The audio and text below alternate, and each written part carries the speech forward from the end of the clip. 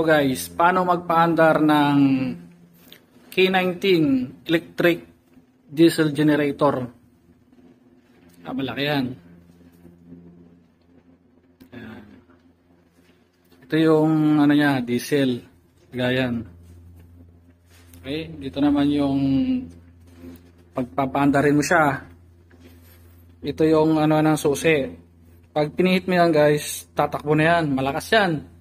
Tapos yung susi, huwag mong bubunutin. Iwanan mo lang siya dyan. Pag binunot mo siya, mag-o-off siya. Tapos ito yung mga voltmeter niya, frequency meter, at iba pa. Tapos pag gumagana na siya, di ba? Ilipat ka rito sa gilid. Meron siyang ano rito, yung tawag dito, breaker. Nakababa. Medyo madilim. Iangat mo yan. Pagkaangat mo, pak!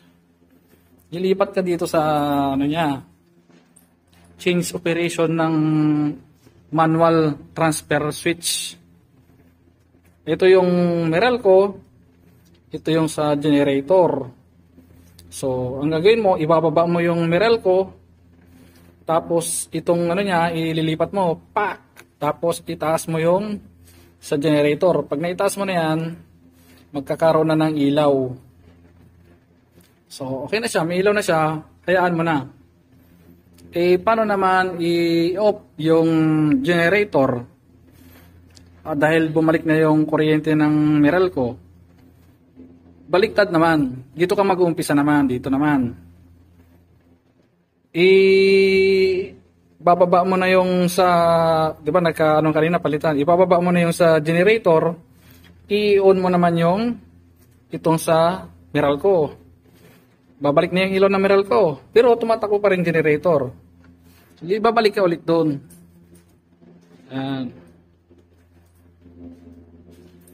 Tapos, yung sa may breaker niya, ibababa mo na naman siya. Ibababa mo na.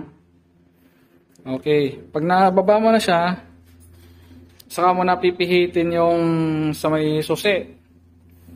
Mamamatay na yung generator, bunot. Ganoon lang. Yan lang siya kasimple guys.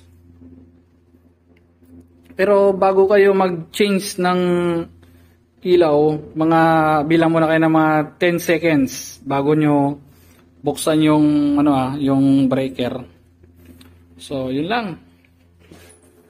Yung generator natin ay K19 electric diesel.